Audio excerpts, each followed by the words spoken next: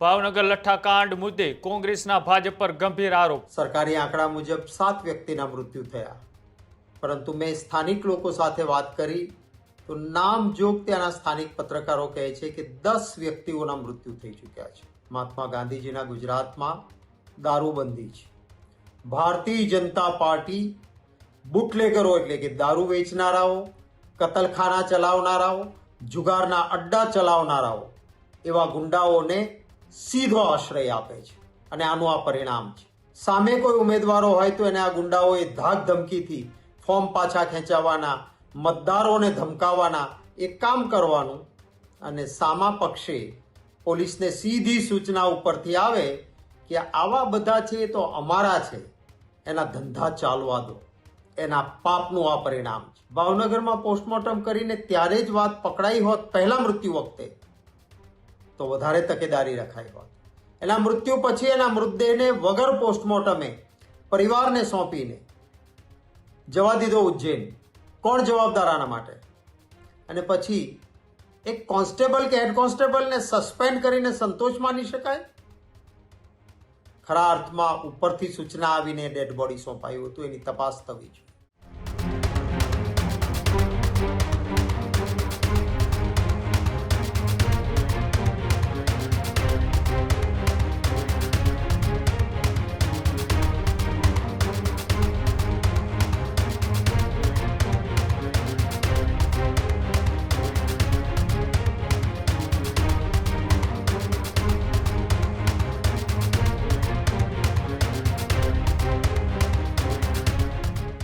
ભાવનગરની અંદર કે જે લઠ્ઠાકાંડ જેવી સ્થિતિ થઈ તેની વચ્ચે હવે સરકારની સામે કોંગ્રેસ પણ આક્રમક મૂડમાં છે। ભાવનગર લઠ્ઠાકાંડ મુદ્દે કોંગ્રેસના ભાજપ પર ગંભીર આરોપ। રાજ્યસભાના પૂર્વ સાંસદ શક્તિસિંહ ગોહિલે સરકાર અને પોલીસ વિભાગ ઉપર લગાવ્યા ગંભીર આરોપ। લઠ્ઠાકાંડમાં મોતનો આંકડો છુપાવાતો હોવાનો શક્તિસિંહ ગોહિલનો આરોપ। 10 લોકોના મોત છતાં સરકારી ચોપડે 7 મોત દર્શાવ્યા હોવાનો પણ આરોપ। ભાજપ બુટલેગર અને જુગારધામ ચલાવનારને આશ્રય આપે છે આવી વાત એ પૂર્વ સાંસદ શક્તિસિંહ ગોહિલે કરી। ચૂંટણી સમયે ભાજપ ગુંડાઓનો ઉપયોગ કરે છે।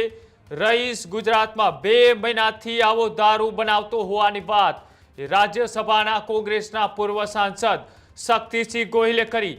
2 મહિનાથી દારૂ બનતો હતો તો આઈબી શું કરતી હતી? આવો સવાલ શક્તિસિંહ ગોહિલે સરકારને કર્યો છે। આકરા શબ્દોની અંદર ભાજપ સરકાર અને પોલીસ વિભાગ સામે શક્તિસિંહે ગંભીર આરોપ લગાવ્યા છે, સવાલો કર્યા છે। શું કહ્યું છે આવો જોઈએ। ભાવનગરમાં અતિશય કરુણ ઘટના બની છે। ઝેરીલો દારૂ, ઇંગ્લિશ દારૂની બોટલમાં ડુપ્લિકેટ દારૂ ભરીને 250 બોટલ દારૂનું વિતરણ થયું।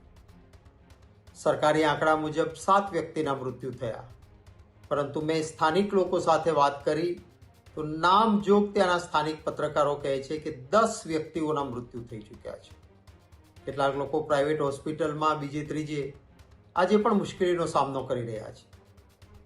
કેટલાકનો જીવ બચે પરંતુ આંખ જતી રહે, દ્રષ્ટિ જતી રહે, જોઈ ન શકે, અંધાપો આવે, આ પ્રકારની આ ઝેરી દારૂથી પરિસ્થિતિ પેદા થઈ છે। મહાત્મા ગાંધીજીના ગુજરાતમાં દારૂબંધી છે।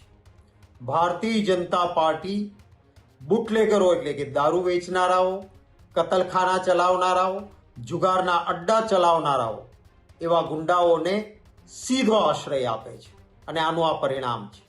આવા બધા ગુંડા તત્વો છે એમને ચૂંટણીમાં ભંડોળ આપવાનું, સામે કોઈ ઉમેદવારો હોય તો એને આ ગુંડાઓએ ધાક ધમકીથી ફોર્મ પાછા ખેંચાવવાના, મતદારોને ધમકાવવાના એક કામ કરવાનું અને સામા પક્ષે પોલીસને સીધી સૂચના ઉપરથી આવે કે આવા બધા છે તો અમારા છે, એના ધંધા ચાલવા દો, એના પાપનું આ પરિણામ છે।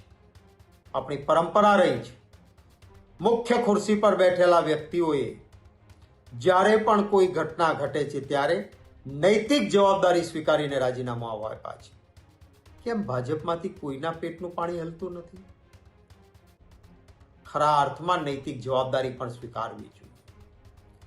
પરિવાર જે લોકો ઉપર આભ તૂટી પડ્યું છે, રોકકળ ચાલે છે, કોણ જવાબદાર આના માટે? સૌથી પહેલું મૃત્યુ નરેન્દ્ર યાદવ કરીને ઉજ્જૈનનો માણસ જેનું થયું, ભાવનગરમાં એનું પોસ્ટમોર્ટમ થવું જોઈએ. ભાવનગરમાં પોસ્ટમોર્ટમ કરીને ત્યારે જ વાત પકડાઈ હોત પહેલા મૃત્યુ વખતે તો વધારે તકેદારી રખાઈ હોત. એના મૃત્યુ પછી એના મૃતદેહને વગર પોસ્ટમોર્ટમે પરિવારને સોંપીને જવા દીધો ઉજ્જૈન. કોણ જવાબદાર આના માટે? અને પછી એક કોન્સ્ટેબલ કે હેડ કોન્સ્ટેબલને સસ્પેન્ડ કરીને સંતોષ માની શકાય? ખરા અર્થમાં ઉપરથી સૂચના આવીને ડેડ બોડી સોંપાયું હતું, એની તપાસ થવી જોઈએ. જે રહીશ કરીને માણસ છેલ્લા 2 મહિનાથી ઉજ્જૈનથી આવીને આપણા ગુજરાતમાં અનેક જગ્યાએ આ રીતે ઇંગ્લિશ દારૂની બોટલમાં ડુપ્લિકેટ દારૂ ભરીને બેફામ કામ કરતો હતો. ક્યાંથી ઇન્ટેલિજન્સ બ્રાન્ચ, આપણી આઈબી બ્રાન્ચનું કામ છે આવી બધી બાબતોમાં ધ્યાન રાખવાનું, પરંતુ પોલીસની આઈબી બ્રાન્ચનું તો કામ આ રીતે લોકોની સુરક્ષામાં તો થવા દેતા નથી, પરંતુ ઇન્ટેલિજન્સ બ્રાન્ચને અમારી વિરોધ પક્ષની, પત્રકારોની, ઉદ્યોગપતિઓની એની જાસૂસી કરવા માટે બેફામ ઉપયોગ આઈબીનો થાય છે. પરિણામે ગુજરાતમાં ડ્રગ્સ આવે છે, ગુજરાતમાં દારૂ વેચાય છે, અડ્ડાઓ ચાલે છે, કતલખાનાઓ ખુલ્લેઆમ ચાલે છે, કારણ કે બધા જ ધન ભંડોળ આપે છે. ખૂબ કરુણ ઘટના છે. હું મારી પરિવાર પ્રત્યે સાંત્વના જગાવું છું અને ગુજરાત પ્રદેશ કોંગ્રેસ સમિતિના પ્રમુખ શ્રી અમિતભાઈ ચાવડા સાથે ચર્ચા કરી છે. પ્રદેશ કોંગ્રેસ સમિતિનું 5 વ્યક્તિઓનું બનેલું એક પંચ એ બધા જ ભાવનગરની આ ઘટનામાં તથ્યો શું છે એને જાણવા માટે ભાવનગરની મુલાકાત લેશે. અમારા ધારાસભ્ય જાગૃત સાથી ભાઈ જિગ્નેશભાઈ મેવાણી, ભાઈ વિરેન્દ્રસિંહ વાઘેલા ઉર્ફે અજીતસિંહ, ભાઈ શ્રી હરિભાઈ ભરવાડ, માજી ધારાસભ્ય ભાઈ શ્રી રાજેશભાઈ ગોહિલ અને ડૉક્ટર હેમાંગભાઈ વસાવડા, આ 5 વ્યક્તિઓ ભાવનગરની મુલાકાત લેશે અને તથ્યોની રૂબરૂ તપાસ કર્યા બાદ પ્રદેશ કોંગ્રેસ સમિતિને એનો અહેવાલ પણ રજૂ કરશે. હું ફરી વખત સરકારના ઉચ્ચ આસન પર બેઠેલાઓને વિનંતી કરું છું કે માણસના જીવથી વધારે બીજું કંઈ જ કિંમતી ના હોઈ શકે. તાઇફાઓ, દેખાવો આ બધું બંધ કરીને આપણું ગુજરાત એ ગૌરવવંતું ત્યારે જ કહેવાય જ્યારે મહાત્મા ગાંધીજીના ગુજરાતમાં લોકોની સુરક્ષાને સૌથી ઉત્તમ સ્થાન મળે અને આ પ્રકારના ક્યાંય કોઈ ઘટનાઓના કારણે ગુજરાતીને સહન ન કરવું પડે એવી વ્યવસ્થા થાય એવી અપેક્ષા રાખું. ખેડૂત ભાઈઓ છે ખેતરમાં ડ્રોન ઉડાવતા હોય છે ત્યારે આપણે એક પ્રશ્ન સતાવતો હોય છે કે જે આપણે અત્યાર સુધી જીપીએસ ટેકનોલોજીવાળા ડ્રોન વાપર્યા છે, જેથી કરીને મોબાઈલ ટાવર છે અથવા તો હાઈ ટેન્શન લાઇન પસાર થતી હોય, કોઈ વૃક્ષો હોય, ત્યારે જે જીપીએસ ટેકનોલોજીવાળા ડ્રોન છે એમાં ટકરાય અને ટ્રેસ થાય છે. પણ એગ્રીઓન લાવ્યું છે GNSS ટેકનોલોજી ડ્રોન, જેથી કરીને એ ડ્રોન છે એ કોઈ જગ્યાએ ટકરાય નહીં, પોતાની રીતે જ ડિસિઝન લે છે અને મૂવ થઈ જાય છે, જેથી કરીને GNSS ટેકનોલોજી ડ્રોન છે એ વાપરવાનો આગ્રહ રાખો. અત્યારે જ ન્યૂઝરૂમ ગુજરાતની યુટ્યુબ ચેનલને સબસ્ક્રાઇબ કરો અને ઇન્સ્ટાગ્રામ અને ફેસબુક પર ફોલો કરો. અપડેટ રહો, સત્યની સાથે રહો.